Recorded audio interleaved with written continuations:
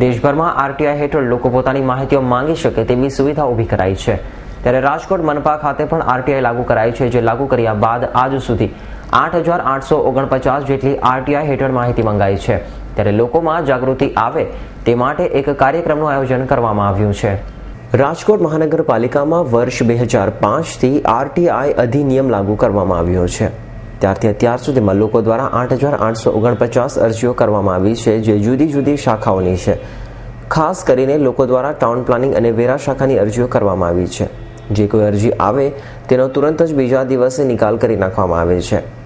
RTI માહિતી માનવામાં લોકોને જાગૃતિ વધી છે અને તેને લીધે જ આટલી સંખ્યામાં આરટીઆઈ નોંધવામાં આવી છે।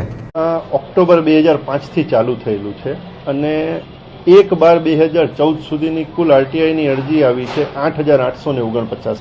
એમાં જુદી જુદી શાખાની અરજીઓ આવે છે, પણ મેક્સિમમ જે અરજીઓ છે ટાઉન પ્લાનિંગ શાખા અને વેરા વસૂલાત શાખાની આવતી હોય છે, કારણ કે એ બે મેઇન જે બ્રાન્ચ છે એમાં પબ્લિક રિલેશન, જેમ કે ટાઉન પ્લાનિંગ એક્ટની છે કે ડિમોલિશનની છે કે ટાઉન એફ ફોર્મ લગતની છે, એવી બધી વિગતો હોય છે।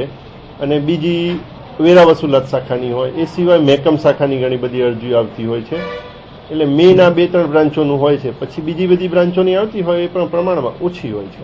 એ જાગૃતિ વધી છે ધીમે ધીમે। જો અરજીઓ જોઈએ તો ઓક્ટોબરથી માર્ચમાં 118 અરજી હતી, પછી એપ્રિલ 2007માં એ 503 થઈ, 8માં 743 થઈ, 9માં 973 થઈ અને 13-14માં 1397 થઈ। એટલે એ મુજબ એમ કહી શકાય કે આપણે ધીમે ધીમે લોકોમાં જાગૃતિ આવે છે અને લોકો વધારેમાં વધારે આનો ઉપયોગ કરે છે માહિતી અધિકાર અધિનિયમ હેઠળ માહિતી મેળવવા માટેનો। અમારે લગભગ એવું છે કે અરજી આવે એટલે સેમ ડે અમે એનો નિકાલ કરીને સંબંધિત શાખાને મોકલી આપીએ છીએ।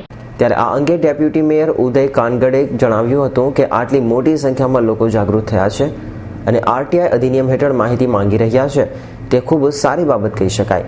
ભ્રષ્ટાચાર ખુલ્લો પાડવા માટે ખુદ લોકો જાગૃત થાય તે સારું કહેવાય। ખાસ કરીને ટાઉન પ્લાનિંગ, વેરા શાખા અને પ્રોપર્ટીને લગતા પ્રશ્નો લોકોને મૂંઝાવતા હોય છે અને તેને લીધે જ લોકો આરટીઆઈ હેઠળ માહિતી માંગતા હોય છે। લોકો પોતાની અંગત પ્રોપર્ટી માટે વધુ માહિતી માંગતા હોય છે।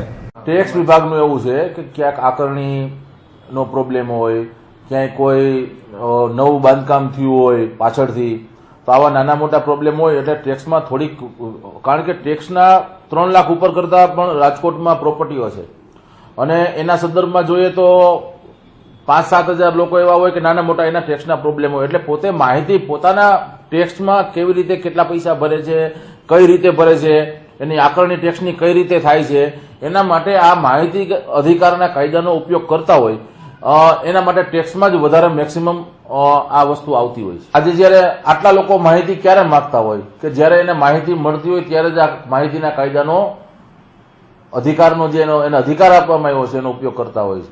એટલે એની વાતને હું ખંડન કરું છું।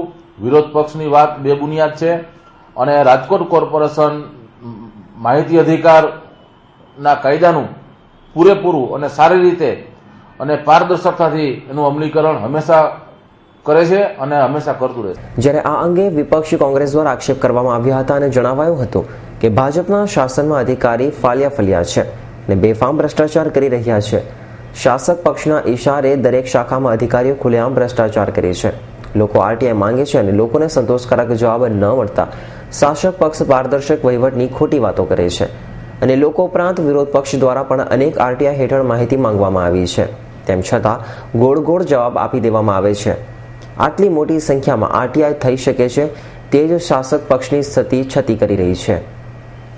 Devang Bhojani, S9 news, Rajkot.